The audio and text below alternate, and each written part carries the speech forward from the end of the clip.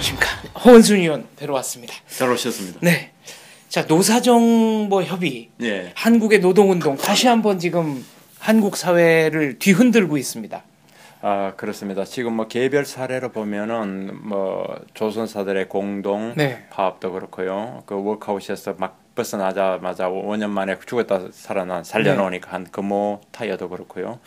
또 전체적으로는 노사정위원회가 네. 작년부터 해를 넘겨서 몇 달째 그 똑같은 얘기 반복하다가 이제 뭐 막바지 왔고 거의 결렬 수준 아닌가요? 아, 그거는 지금 아주 사실은 우리가 요 녹화하는 시점에서 마지막 그거를 남겨놓은 시점이라서 우리 요 시점에 한계는 있습니다. 네. 그러나 제가 볼 때는 어떤 결론이 나더라도 막바지에서 전체적으로 그 논의의 수준과 합의의 수준은 뭐 거의 정리됐다고 보여지고요.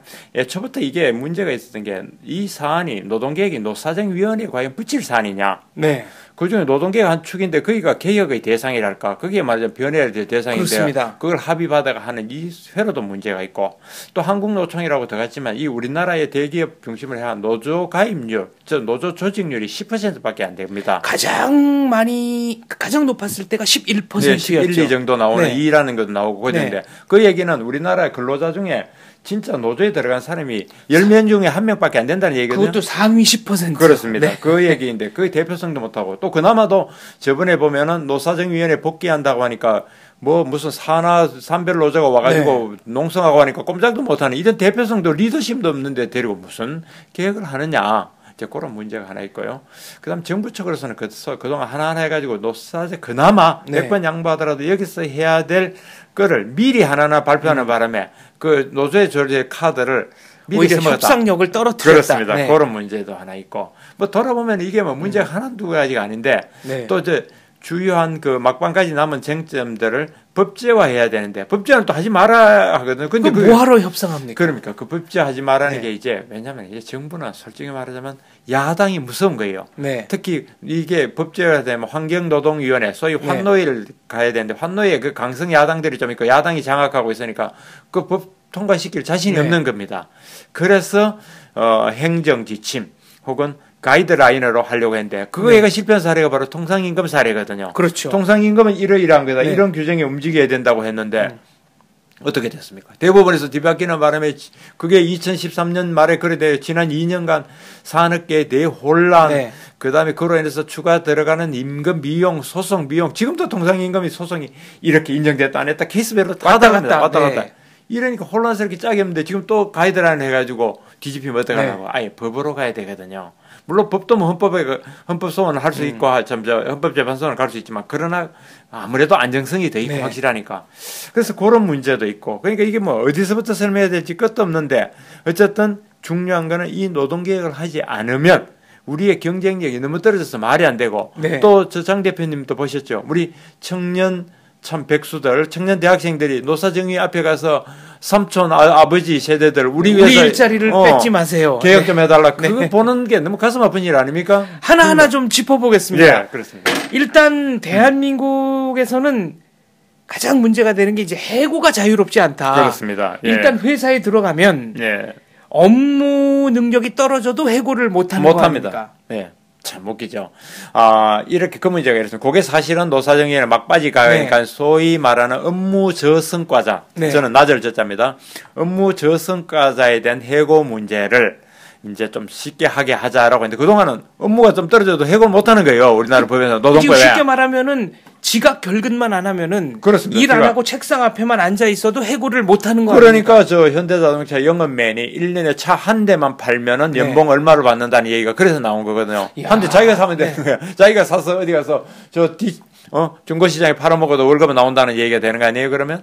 아니 그러면 이건 좀 말이 안 되는 것 같은데. 그래서 업무 저성과자에 대해서는 해고할 수 있도록 하자는 건데 그걸 이제 또 그냥 하자도 아니에요. 교육을 시키고 기회를 몇 번 두 번씩은 주고 교육에서도 못 따라오면은 해고를 하자 이런데 그래도 안 된다 하거든. 그런데 이거는 이제 이렇게 봐야 됩니다.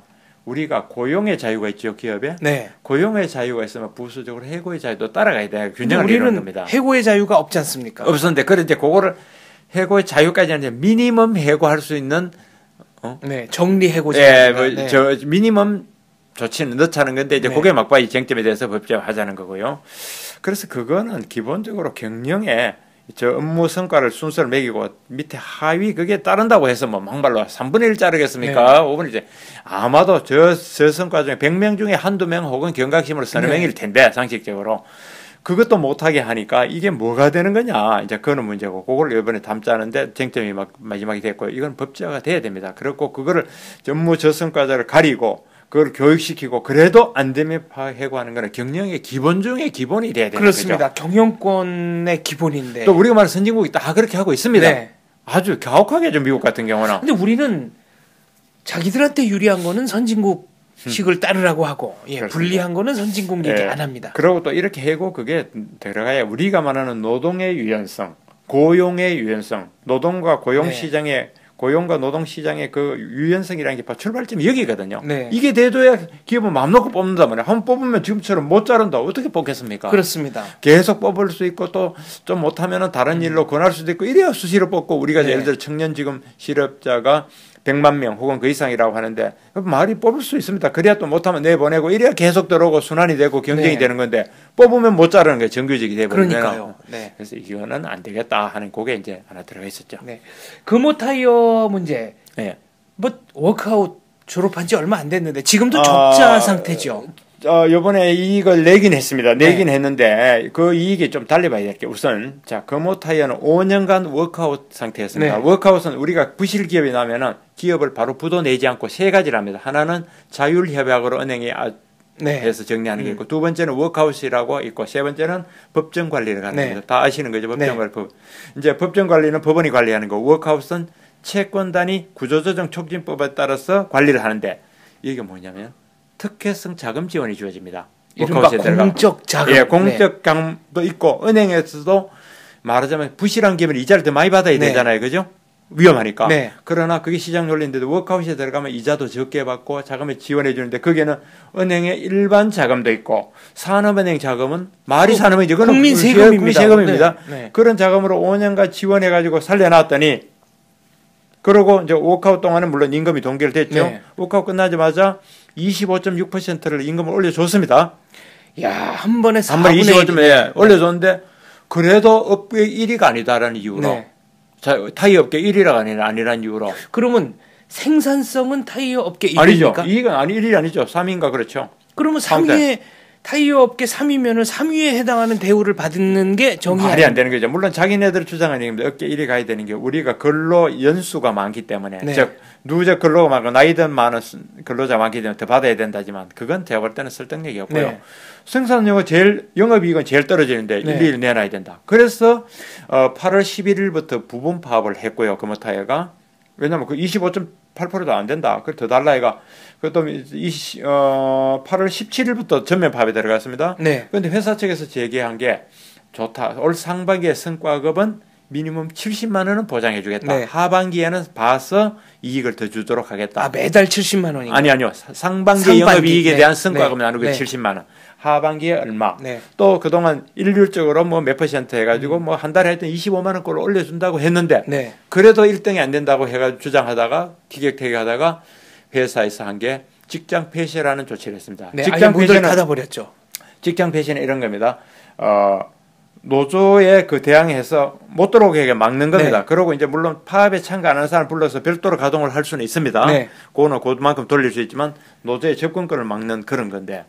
자, 이게 무슨 꼴입니까? 그렇게, 어떻게 해서 살려놨는데, 막말로 좀 심하게 표현하면, 물에 빠져나온 사람 건져놨더니, 보따리 내놔라는 격이 돼버린 거죠. 그게 우리 현실이고, 지금, 제가 볼 때는 금호타이어라든가 그런 조선노조, 이런, 그 조선노조도 그렇습니다. 현대중공업, 또 뭐 무슨, 3호조선인가? 거기하고, 대우중공업 이런 게 작년하고, 올 상반기에 적자가 8조 원이에요. 이야, 8조 원이면 8조 원인데 임금 더 올려놔라고 지금 그 파업하려고 그러고 하니까. 거기다가 수주 물량은 점점 줄어들고 있고요. 수주 물량은 이제 석유값이 떨어지니까 채굴을 안 하니까 바다에 사는 그 시추선 같은 거는 취소되거나 채산성이 떨어지거나 막 이렇게 되죠. 그 특수선이 그래도 제일 많이 남는 거였는데. 그래서 이제 그런 산업 구조적 문제가 있는데 이런 현상들이 우리 노조의 개혁이 필요하다는 그걸 보여줬고요. 아까 금방 말씀 조금 전에 이제 그 저성과자 해고의 자유에 있는 그런 노동의 고연성에서 아주 중요하고 그다음에 또 하나는 또 취업 규칙이라는 게 있습니다. 취업 규칙은 뭐냐면 지금 참 우리가 하나하나 끝도 없는 게 기업이 제가 기업을 합니다. 장기업 기업을 하는데 고용원을 뽑는데 너는 이러이러한 사람을 원한다. 이런 일을 원한다. 마음대로 못 정해요. 지역 규칙으로 보편적 규칙 때 따라가야 되는 겁니다. 아니 그러면 이건 좀 말이 안 되는 것 그게 같은데요. 근로자들을 채용하는 데 있어서 회사가 갑질하면서 올해는 이래 뽑았다. 내년에 이래 뽑았다. 하지 말 갑질하지 말라는 건데. 아니 개인 기업이고 기업은 기본적으로 민간 조직인데 이건 사적 자유의 침해 아닙니까? 그게 전부 다 사적 자치 영역의 침해가 한두 개가 아니죠. 예를 들면 요번에 SK그룹인가요? 그 목함 지뢰 사건. 네. 북한의 도발이 이어지니까 전역을 연기한 장병이 있었지 않습니까? 네. 그 장병들을 특채하겠다고 그랬더니 한 종편에서 평론가 하나가 이거는 모든 그 대기업 취업을 준비하고 있는 사람들에 대한 공정한 기회를 박탈하는 거 아니냐. 그러니까 그게 사실은 논평의 가치조차 없는 말을 하는 건데 우리 사회의 그 획일적인 형평성. 회사가 자기 마음에 맞는 사람들을 뽑는 거는 회사의 권리 아닙니까? 그런데 그게 취업 규칙이라는 게 있어 함부로 못하게 하니까 그걸 좀 완화하자는 거예요 이번에도. 그러니까 들여다보면 속 터지는 겁니다. 그럼 똑같은 논리로 그러면 취업 규칙에 따라서 기업이 원하는 사람이 아니라 보편적인 사람을 뽑았다. 그게 망했다. 그럼 그거 정부가 다 먹여 살려줍니까? 그렇죠 말이에요. 물론 이제 기업이 뽑을 수는 있는 자기 나의 고유선이 있는데 이걸 사람들 원래 이 사람 저 사람한테 달리 적용할 수가 없고 원래 이랬다 저랬다 마음대로 못하게 한다. 뭐 이런 취지인데 좋은 지적이네요. 그러면 잘못 뽑아서 그거를 누가 다 먹여 살릴 거냐. 그러니까 이게 우리가 노동계획의 끝도 없는 겁니다. 이런 것들이 이제 남았고, 그 다음에 또 아까 쟁점으로 임금 피커. 그거는 뭐 이제 하도 우리가 많이 논의가 됐습니다. 임금 피커 제도, 지금 100만 명이 넘는 청년 백수들을 생각하면 그건 더 이상 뭐 선택 사항이 아니고 필수입니다, 필수. 그런 사항이 됐는데, 이제 이걸 두고 이렇게 쭉 회원이, 이미 당근을 다 받아들인 노동계는 정부에 협조하냐고 반대만 하는 거예요. 당근 한번 이야기해 볼까요? 정년 60세법 같죠? 그 다음에 실업급여 우리가 이제 우리가 실직 상태에서 받는 실업급여도 뭐 최장 12개월, 8개월, 12개월 더 받죠. 또 전국의 취업 고용센터가 예산으로 고용센터 그런 것도 많이 들어가죠. 통상임금 범위도 확대됐죠. 또 그다음에 근로시간도 확 줄어들어가지고 주말을 일 때 하면 이제 또 수당을 더 받게 돼 있습니다. 근로시간 자체를 줄어드니까 이렇게 물론 거기는 정부도 핸들링을 잘못했습니다. 근데 그걸 다 받고 양보를 않는다 이래 버린 겁니다. 그러면은 기업이 이익을 못 내면 월급을 줄 수 있는 주체가 사라질 텐데 그러면 그때는 정부가 보상해라 대책 세워라 이렇게 나옵니까? 그렇게 생때도 많이 하죠. 그럼 모든 기업이 국영기업이 돼야 되는 겁니까? 또 그건 또 국영기업은 싫다는 건데 지금 예를 들어 워크아웃에서 벗어난 기업이 어떻게 자금 지원, 특혜 지원을 받아가 나간 건데 그 돈 달라는 것도 그렇고 뭐 하면 지금 우리 노동계의 근본 문제는 잘 나갈 때보다 좀 어렵게 되거나 이럴 때 더 내놔라 그래요. 왜냐면 털어먹고 문 닫자는 얘기인지. 다 갈라먹고 끝내자는 그런 얘기밖에 안 되는 거예요. 그래서 지금 예를 들어 아까 조선 쪽에 그 파업도 그렇고요. 그다음에 이제 그렇게 기업이 부실화되면 과연 그러면 그걸 누가 책임지느냐? 우리가 과거에 봤죠. 외환위기 때 IMF 외환위기 때도 봤고 2008년 글로벌 금융위기 때도 그렇고 기업이 부실해지면 은행이 손해를 봅니다. 한보, 유하, 우리가 어딥니까? 그 수많은 기업들 있잖아요. 유원건설, 거평, 수없이 나가는데. 아산. 그런데 이런 기업들이 부실화되면 은행이 돈 떼이죠. 은행이 떼이면 은행이 넘어가죠. 공적 자금이 들어가니까 결국 우리가 공적 자금으로 국민 세금이 은행을 거쳐서 부실 기업이 다 들어가는데 부실 기업은 그 돈 가지고 내 임금 내놔라 하니 이게 미칠 일 아니겠냐 이겁니다. 우리 부실 기업이 얼마나 많은데 지금. 저번에 한국은행 통계를 보니까 파이낸셜 타임즈 FT가 인용한 걸 보니까 우리 국내 지금 부실 기업, 좀비 기업이라고 지금 처리돼야 되는데 산소통 이것만 달고 다니는 기업이 3,000개 이상이라고 나옵니다. 이름 되면 알만한 기업 중에도 그런 게 많다는 얘기죠. 대기업 500개고 3,000개라는데 그 통계는 한국은행이 올 4월에 낸 금융안정보고서라는 걸 제가 봤습니다. 거기 보니까 쉽게 기업 활동을 해서 이익이라고 조금 날 거 아닙니까? 그 이익으로 자기가 빌린 돈 이자 갚기도 모자라는 기업.